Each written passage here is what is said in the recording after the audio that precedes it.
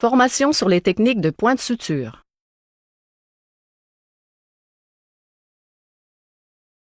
Instruments. Porte-aiguille. Technique de préhension par le pouce et l'annulaire. Utilisez votre main dominante pour la manipulation du porte-aiguille. Insérez votre pouce et votre annulaire dans le porte-aiguille. Utilisez votre index pour un meilleur contrôle. Effectuez un mouvement de rotation du poignet pour mimer la courbure de l'aiguille tenue par l'instrument. Technique de la paume. Cette technique permet une plus grande rotation de la main. Déposez le porte-aiguille dans la paume de votre main et utilisez l'index pour guider le mouvement de rotation. Répétez le mouvement pour vous familiariser. Pince Dodson à griffe. Utilisez cette pince à griffe pour tenir les tissus lors de la fermeture de plaie. Pince Dodson Brown. Une alternative à la pince Dodson à griffe serait la pince Dodson Brown. Ciseaux à suture courbe.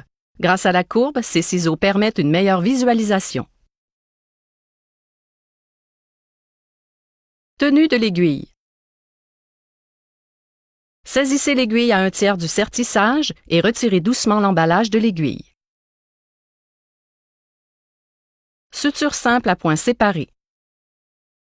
Commencez au milieu de l'incision. Avec votre main dominante, saisissez l'aiguille à 1/3 du sertissage en utilisant la pince Dodson.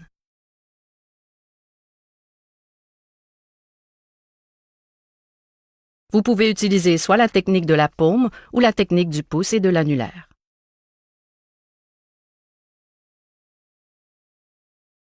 Dirigez l'extrémité libre du fil dans le sens contraire à vous. Placez l'aiguille en angle de 60 degrés par rapport à la peau du bord distal de la plaie, à 2-3 mm du bord.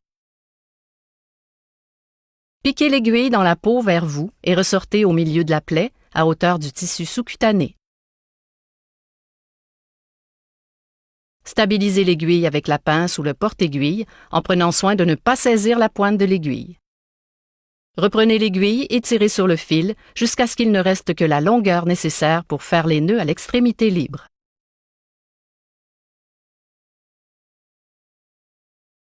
Repiquez l'aiguille dans le tissu sous-cutané du côté opposé et ressortez-la à 2-3 mm du bord.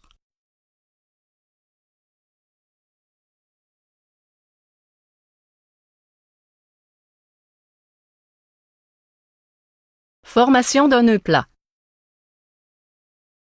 Tenez le porte-aiguille dans la main dominante et le fil côté aiguille dans l'autre main. Disposez le porte-aiguille à la perpendiculaire du fil au-dessus de la plaie. Enroulez le fil côté aiguille sur le porte-aiguille. Saisissez l'extrémité libre du fil et tirez la boucle ainsi formée vers vous. Tirez le fil côté aiguille dans la main gauche dans le sens opposé à vous. Tirez jusqu'à ce que les berges de la plaie soient bien approximées. Disposez le porte-aiguille à la perpendiculaire du premier nœud et enroulez de nouveau le fil côté aiguille sur le porte-aiguille. Saisissez l'extrémité libre du fil et tirez la boucle ainsi formée dans le sens opposé à vous. Tirez le fil côté aiguille vers vous avec votre main libre. Formez un nœud plat puis répétez les étapes précédentes. Faites ainsi 4 autres nœuds.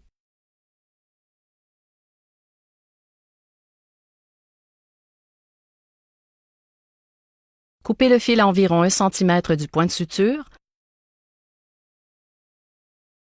Continuez à suturer en formant d'autres nœuds en veillant chaque fois à respecter une distance égale.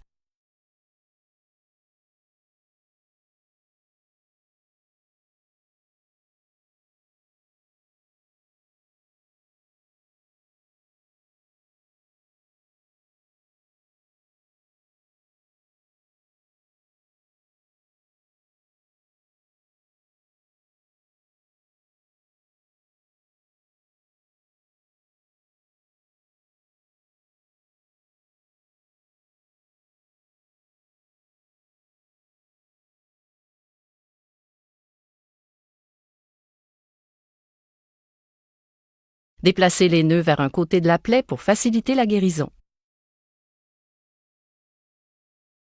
Regardons de plus près la réparation par suture simple à points séparés. Avec votre main dominante, saisissez l'aiguille à 1/3 du sertissage en utilisant le porte-aiguille.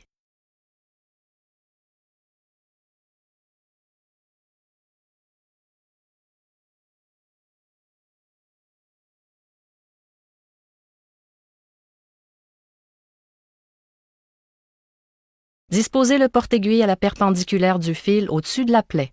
Enroulez le fil côté aiguille sur le porte-aiguille pour former une boucle.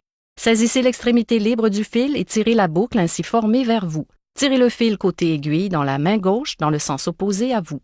Tirez jusqu'à ce que les berges de la plaie soient bien approximées. Disposez le porte-aiguille à la perpendiculaire du premier nœud et enroulez de nouveau le fil côté aiguille sur le porte-aiguille. Saisissez l'extrémité libre du fil et tirez la boucle ainsi formée dans le sens opposé à vous.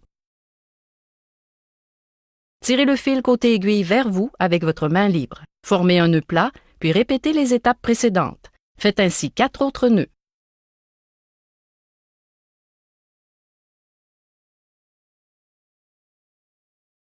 Coupez le fil à environ 1 cm du point de suture. Suture intradermique à point séparé. Dermique inversé. En partant de l'intérieur du tissu, piquez l'aiguille à la verticale dans le derme réticulaire et ressortir dans le plan superficiel. L'aiguille doit ressortir à la jonction dermo-épidermique. Tirez sur le fil en laissant 2 cm à l'extrémité libre. En partant du plan superficiel, vers l'intérieur du tissu, piquez l'aiguille à la verticale à la jonction dermo-épidermique de l'autre côté de la plaie, puis ressortez du derme réticulaire. Rapprochez les berges de la plaie et formez un nœud plat.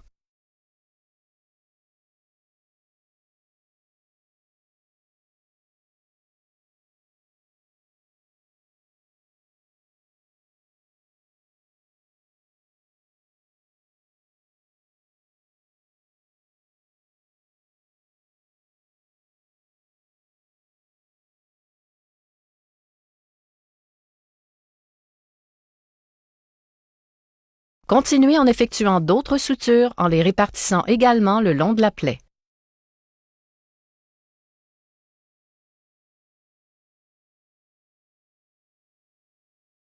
Nous recommandons d'utiliser des fils incolores pour les sutures intradermiques.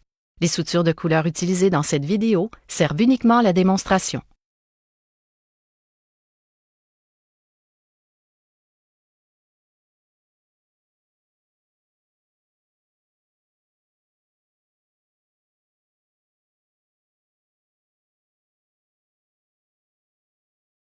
Surjet intradermique.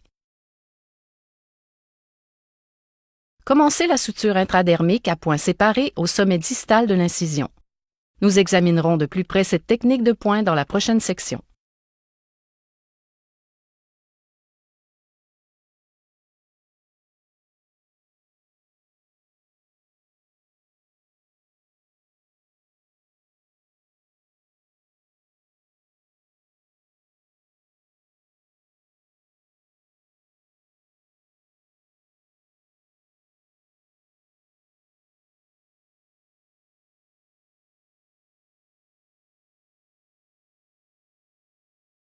Formez un nœud plat et terminez avec 3 ou 4 jetés, puis coupez le fil à environ 1 mm du nœud.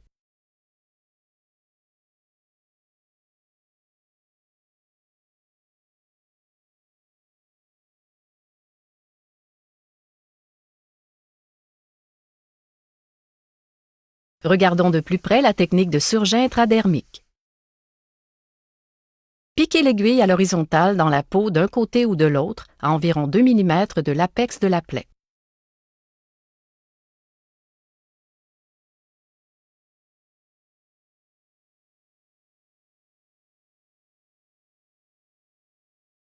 Piquez à l'horizontale le côté opposé et ce, en face du point d'émergence du fil.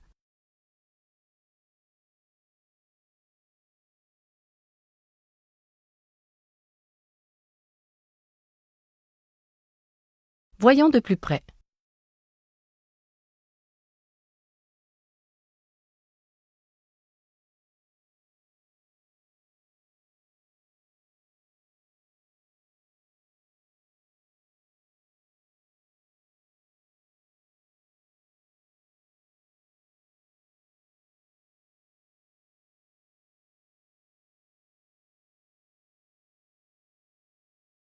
Continuez de la sorte en piquant aux 3 à 5 mm pour éviter le froncement des berges de la plaie une fois approximées.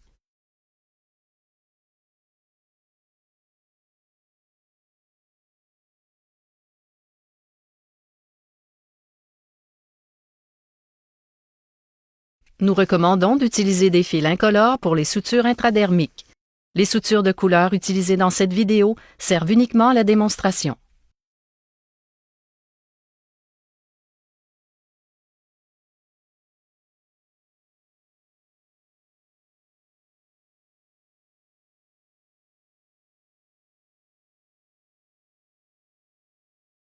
À la fin de la plaie, vous pouvez former un nouveau nœud profond en utilisant l'extrémité en boucle de votre dernier point comme extrémité libre, ou encore faire un nœud d'Aberdeen.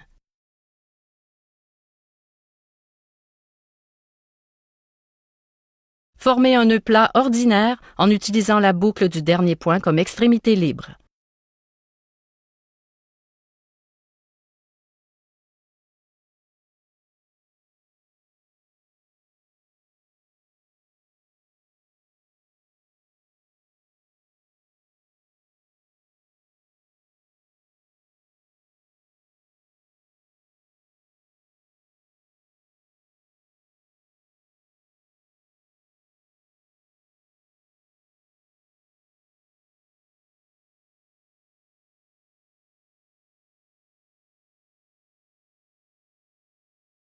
Coupez l'extrémité libre du nœud plat.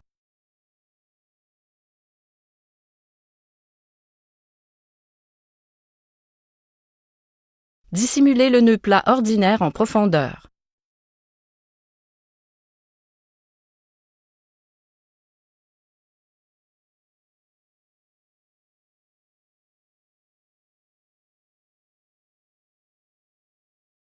Coupez le fil au ras de la peau.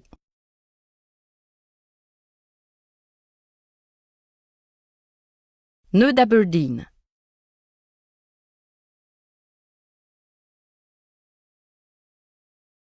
Pour former le nœud d'Aberdeen, passez le fil dans la boucle et glissez le nœud vers le bas.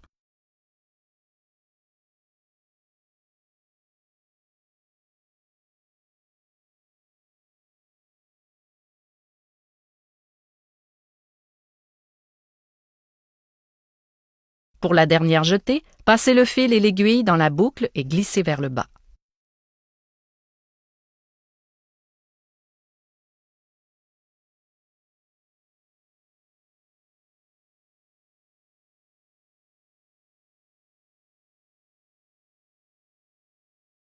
Point de matelassier vertical.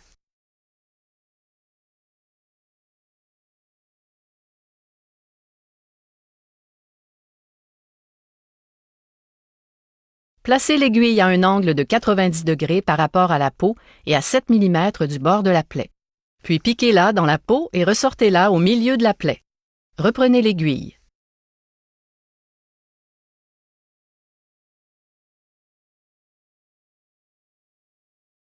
Repiquez l'aiguille dans le tissu profond du côté proximal vers vous et ressortez-la à 7 mm du bord de la plaie.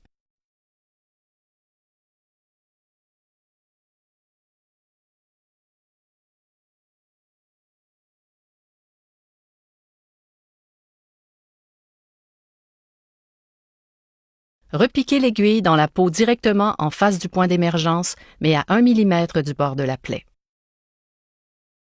Repiquez l'aiguille dans le côté opposé de la plaie à mi-hauteur du derme et ressortez-la de votre côté de la plaie à 1 mm du bord. Rapprochez les bords de la plaie pour éverser la peau et former un nœud plat.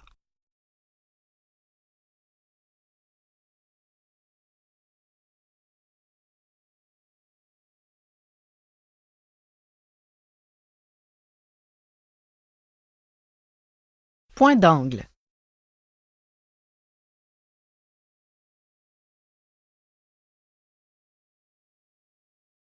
Piquez l'aiguille dans la peau intacte à un angle de 60 degrés.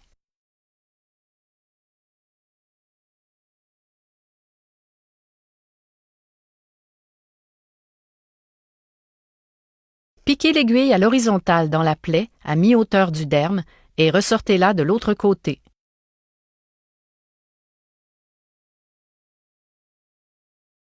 Piquez l'aiguille dans le derme réticulaire dans la peau intacte de la profondeur en superficie et ressortez-la à l'horizontale à environ 5 mm de l'extrémité libre du fil.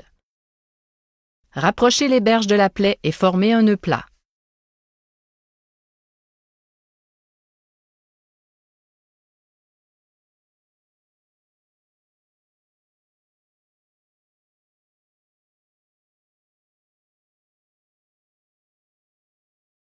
Point d'angle en profondeur.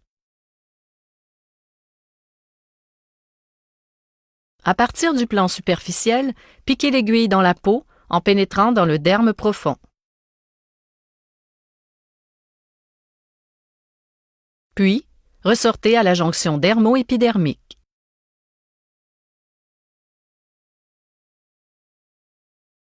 Pénétrez à l'horizontale dans le derme à mi-hauteur du côté opposé.